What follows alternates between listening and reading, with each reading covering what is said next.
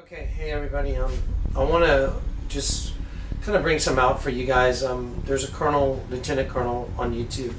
I've been watching him for a while, and we're going to show you what he said about the architecture of the military in the United States and how he's never seen this type of architecture before with foreign troops on our soil. Back in big order. Hundreds of Marines came to shore at Camp Pendleton, and not just Americans. Marines and sailors from countries like Chile, New Zealand, Canada, and Japan. They hit the beach together for Dawn Blitz, a multinational training exercise. Assaulting onto the shore, and they're going to rapidly move through the beach. Pretty impressive, a display of international military might. Thousands of men and women from several different countries all landed on Camp Pendleton's beaches today.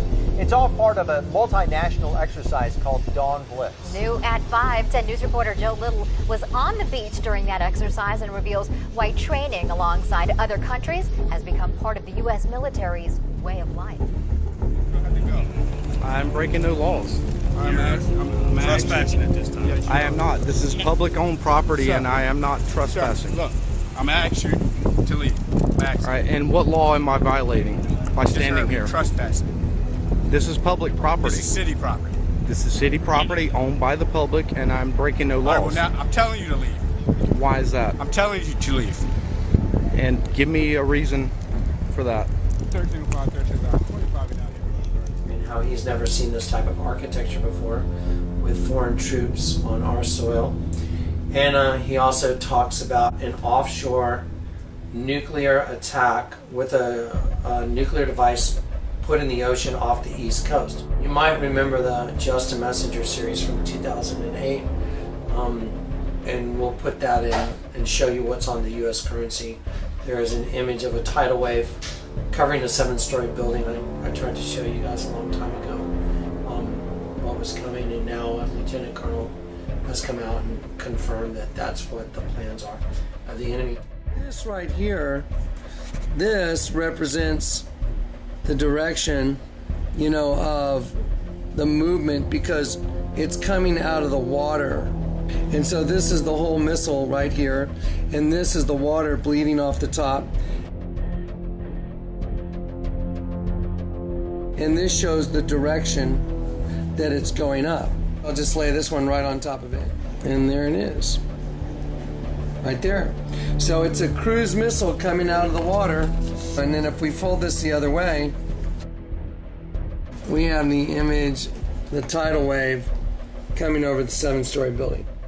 Well, out of the sea, which is the ocean, shall come fire and smoke, which is a nuclear explosion, and a devouring wind, which is a nuclear explosion. Water as high as the walls of Jerusalem will cover the city by the sea. Well, this is really interesting. That's a tidal wave. Well, if you look at the $10 bill, it has a tidal wave covering a 7-story building. Well, this is really amazing. When the Lord gave me that utterance, I had no idea how high the walls of Jerusalem are. They're approximately 72 feet. Wow. Which is a 7-story building. Wow. Isn't that crazy? Yeah, so the walls of Jerusalem, it's basically the height of a 7-story building, which is exactly what's on the $10 bill when you make a pentagram and turn it upside down. You know, they're changing the bills because they're telegraphing their plans. Satan always telegraphs his plans. It's part of the cabal. They have to do it. Satan always announces his plans before he does it. And show you what's on the U.S. currency. There is an image of a tidal wave covering a 7-story building. I tried to show you guys a long time ago what was coming, and now a lieutenant colonel has come out and confirmed that that's what the plans are of the enemy. I want to read something to you. It's by Marcus Tullius Cicero, and it says, "A nation can survive its fools and even the ambitious, but it cannot survive treason from within. An enemy at the gates is less formidable, for he is known and carries his banner openly, but the traitor moves amongst those within the gate freely. His sly whispers, rustling through all the alleys, heard in the very halls of government itself. For the traitor appears not a traitor. He speaks in accents familiar to his victims. He wears their face and their arguments. He appeals to the baseness that lies deep in the hearts of all men. He rots the soul of a nation. He works secretly and unknown in the night to undermine the pillars of the city. He infects the body politic so it can no longer resist. A murderer is less to fear. The traitor is the plague. Okay, guys, welcome to the USA. And welcome to the abomination that causes desolation. Your enemy is within you. And in the prophetic utterance also from 2008, it says, Behold, the abomination of desolation shall rise within the walls of the temple to destroy the temple within the walls. That same utterance says, For mighty is your enemy that has risen from within your own borders. By the way, that was before Mr. Obama became president. So do what you want with it. We're going to put that information together with Mr. Patera and let you guys decide for yourself what time you're living in. And I would encourage everybody to make a decision for Christ and go to beforethefire.com if you need some more information on this and watch the full presentation. And that's it. Thank you. So, UN troops are here, Russian troops are here, Ukrainian troops are here, Polish troops are here, German troops are here, Italian troops are here, and Mexican troops are here. Chinese troops on the West Coast, okay? And they're having a huge naval exercise with the Russians, you know, some kind of a joint exercise, which is really kind of different, especially this type. Take for the fact, like I said at the beginning of this, that because I'm concerned about the architecture I see, that is important. It is new news to see the architecture that I'm seeing. The deployments, the type of training that they're receiving.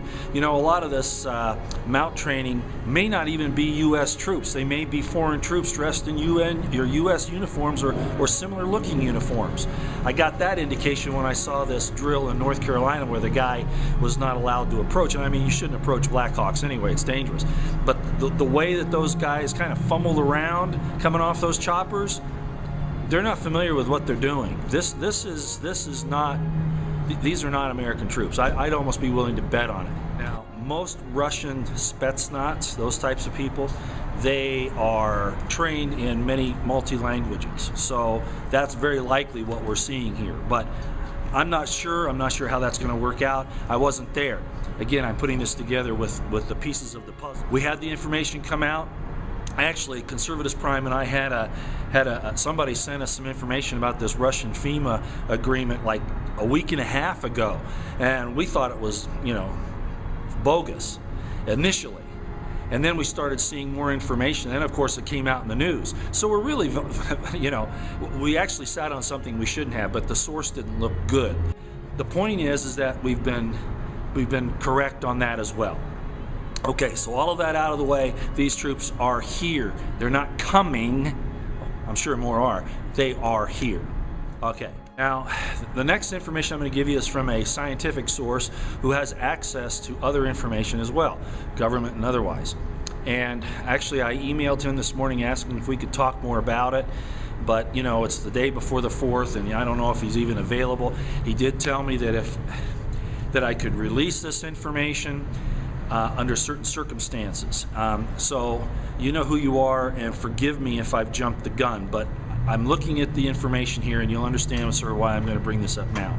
Okay, we had Coast Guard District 7 basically stand down. They did only emergency calls there for the last few months. You remember that. During one of the exercises they had during that time period was when the 2 FBI agents were killed by an accident falling out of a helicopter. Remember, they were investigators in the Boston bombing, and maybe they knew something that their bosses didn't want them to know or give out. Regardless, you see that time frame there was very little activity by the Coast Guard on the East Coast, Atlantic region, District 7. Now, Fukushima, the Japan earthquake. You know, we heard a lot of things about being able to possibly cause an earthquake and then a tidal wave or a tsunami to create coastal havoc. Okay, a lot of people were talking about that when the Fukushima thing came. And if it was set off by a nuclear weapon, sub-ocean floor, in what they call an ocean crack in the continental shelf, the radiation leak from Fukushima would cover any radiation that came out. Now, they're not exactly the same. From a nuclear weapon, it's a little different than from a nuclear facility, but the idea of radiation being monitored would be covered. There are quite a few, I don't know exactly where they are right now. I haven't looked it up. I'm doing this in a hurry. There are some nuclear facilities on the East Coast. Okay, I told you before that with all the training that was going on in port cities, it looks like something's going to happen in a port city. Remember I told you that before? Okay, so this is where it goes. This is what the deal is with this scientist. Using a nuclear device in a sub-ocean floor crack, you could cause a significant earthquake, which, as we saw in Japan, could then cause a significant tsunami, which could do a great deal of damage to a coastal area. Be masked because fault. Maybe you've heard of it. Yes, it's the joining together of two land masses. The fault line is unstable and shifting, which is why you get earthquakes in California from time to time. Wonderful. Couldn't have said it better myself. Everything west of this line is the richest, most expensive real estate in the world. San Diego, Los Angeles, San Francisco. Everything on this side of the line is just hundreds and hundreds of miles of worthless desert land. It occurs to me that a 500 megaton bomb planted at just a proper point would destroy most of California. Millions of innocent people would be killed. The West Coast, as we know it, would fall into the sea. Bye-bye, California. Hello, new West Coast, my West Coast. So much so that it would look like a natural disaster, even though it's man-made.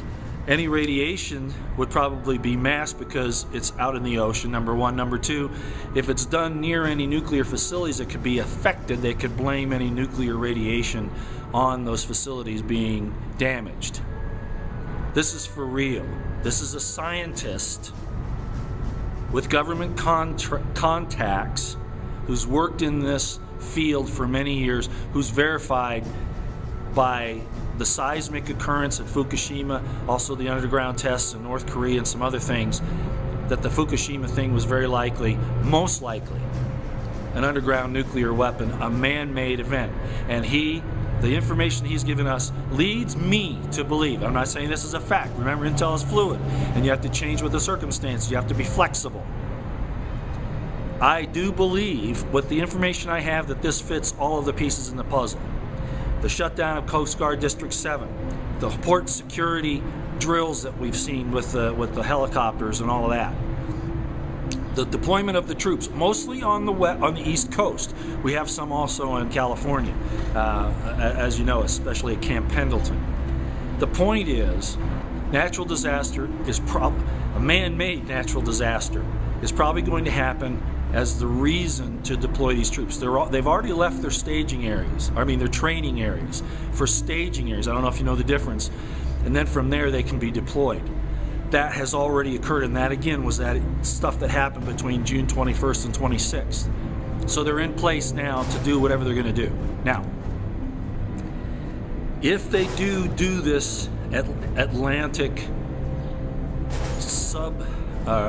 undersea crack continental shelf device in there to cause an earthquake and a tsunami, we're going to see devastating destruction on the East Coast along the port cities. Perfect scenario for the training that's happened. Am I telling you if you live along the eastern seaboard on the coastal area you should get the hell out? I have to leave that up to you. But I at least would be aware that this event that happened in Japan and Fukushima isn't far-fetched. It is what would be termed a weather weapon. Okay? A weather weapon tactic. So I don't know if that is going to be the event, but like I said, all of the evidence suggests that would probably be the case.